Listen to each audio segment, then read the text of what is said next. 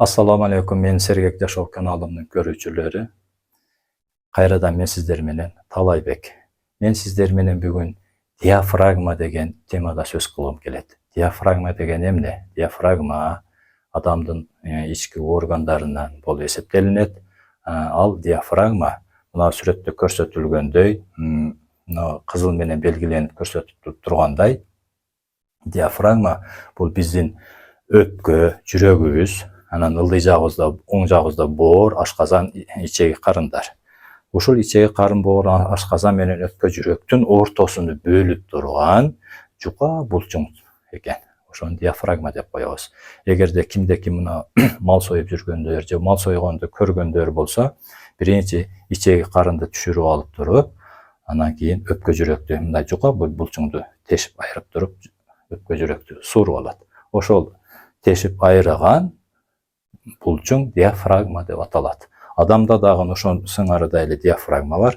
Диафрагманын жайгашкан жерин айттым. Бул чет жактары кабырга менен туташып турат да, айлантасына кабырга менен туташып, арт жагыбыз бел омурткабызга чейин барат.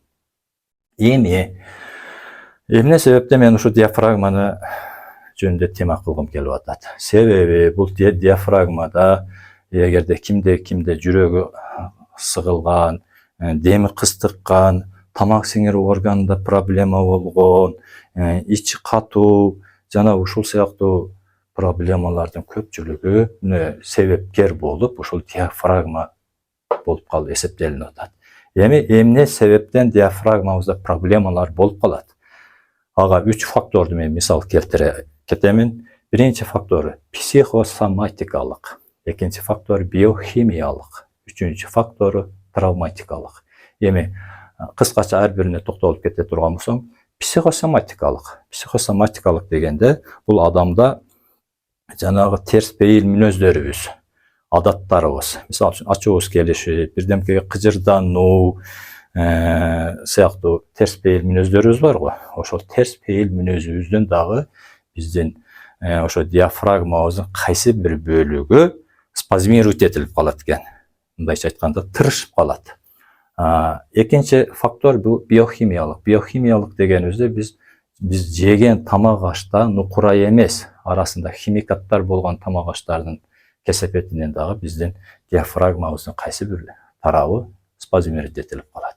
Үчүнчү фактор бул травматикалык деп атабыз. Травматикалыкта бул өз аталышы айтып тургандай эле, эгер адам травма алган учурда же болбосо ошол курсак булчуңдары мындай операция болгон болсо, кайрадан тигилген болгон болсо, көбүнчө бул аял кишилерге тиешелүү, жана операция жолу менен төрөгөн, кесарево болуп төрөгөн аялдарга бул тийиштүү болуп кетет. Себеби ал эт кесилгенден кийин ал кайрадан тиккен учурда ошол булчуңдарыбыз эт өзүнүн узундугунан кандайдыр бир өлчөмдө кыскарып тартылып калышы мүмкүн экен. Ошондо дагы келип биздин ушул диафрагмабызга проблема бериши мүмкүн.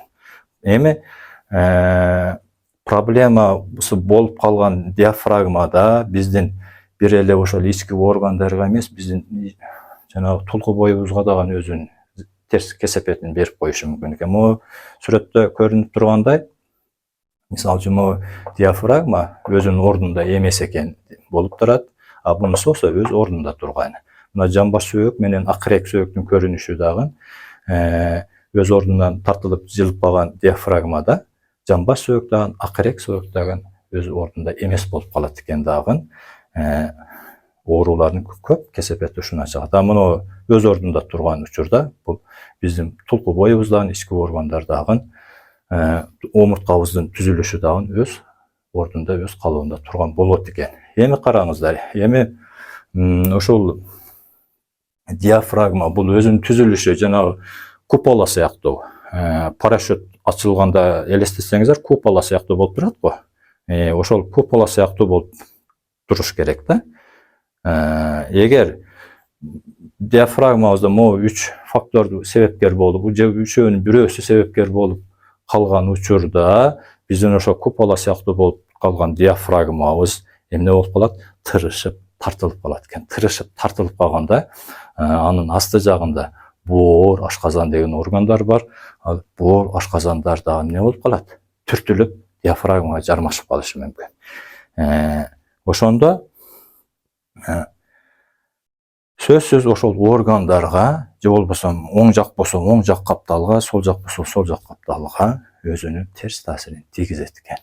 Эми менин ыкмам боюнча бул тырышып калган, же болбосо созмерить этилип калган диафрагманы кантип канткенде биз калыбын алып келебиз деген маселе туулат. Менин ыкмам боюнча бул атайын өзүнүн көнүгүүлөр бар. Ошо көнүгүүлөрдү жасоо менен бул диафрагманы калыпка алып келип алсак болот. Анда кийинки чыгарылышта мен ушул диафрагмага таасир берүүчү көнүгүүдү көрсөтүп кетем. Бүгүнкү чыгарылышым ушуну менен аягына келип жетти. Кайрадан менин каналымда жолугушканга чейин эсен болойлук. Бардыгыбыз Аллахка аманатпыз. Кайрадан көрүшкөнчө ассаламу алейкум.